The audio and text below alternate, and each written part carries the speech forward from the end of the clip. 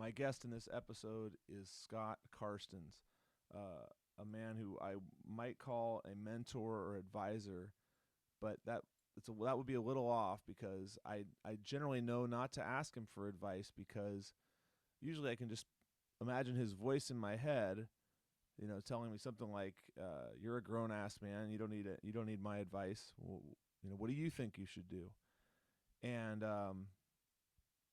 but that just shows what an effective motivator and teacher he is. I met Scott as we were both members of the Sterling Men's Weekend graduate community, and the Sterling weekends. There's Sterling Women's Weekend as well, and tens of thousands of men and women have graduated from the men's and women's weekends, and they've existed to help men and women form partnerships, mostly marriage partnerships.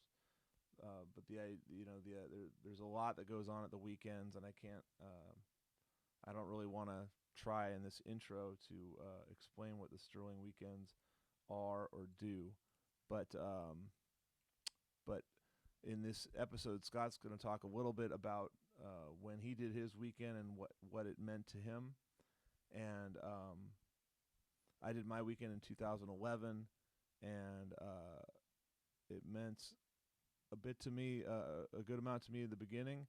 The man who sent me there was an important man in my life, but then also just meeting men like Scott in the graduate community has benefited me greatly. It's changed my views on a lot of things. I want to say without a caveat or without any hesitation that what no, there's nothing here that Scott says that I disagree with, and that made this for a little bit of a difficult interview because I know that it's better for an interview for me to like. In fact, Scott mentioned that he was hoping for like some pushback, some kind of like to be asked tough questions, and but as kind of he's preaching to the choir, I'm just like I agree with everything he says, so it's hard for me to.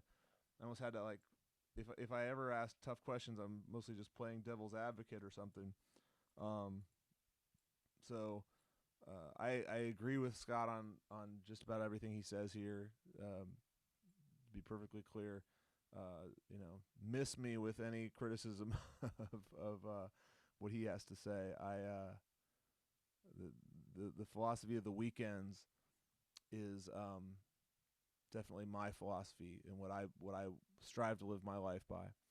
And as far as, and I mentioned weekends, and I don't just mean the men's and women's Sterling weekends, but because what Scott did during the pandemic, when many of us were just driven inside our homes to become more isolated and more gossipy and more passive, he and Mitch DeArmond, another Sterling graduate, got together and decided to create a new like another men's weekend in the absence with the Sterling weekend was on hiatus because of the pandemic, and so in 2021 we had the first man to men weekend, and we had another one in November of 2021, and happily Sterling has returned in 2022, but Scott Carstens and Mitch DeArmond still put on the man to men weekend.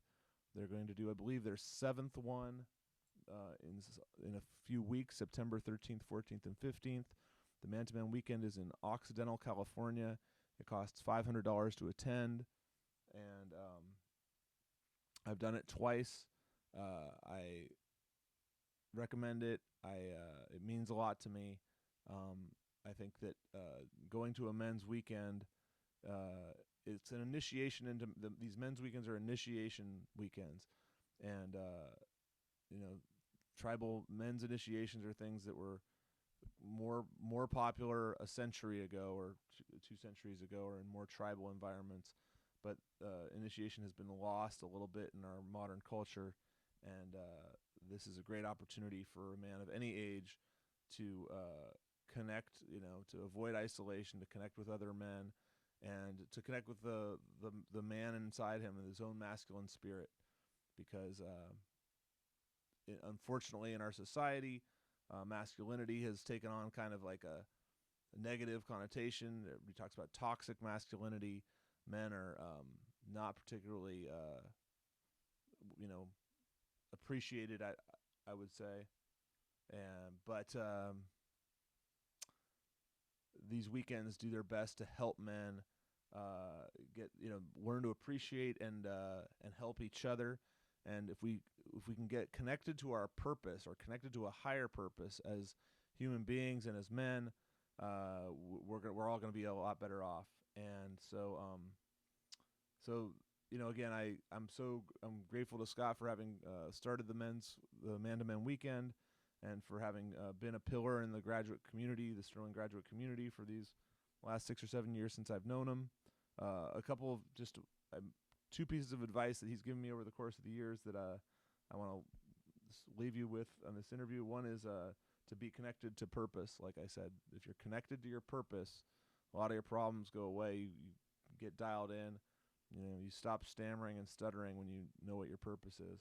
And then the second piece of advice that he's given, not specifically to me necessarily, but just I've heard him give it, is don't forget to have fun. And I think that I kind of wish I'd taken that to heart a little bit before I did this interview. I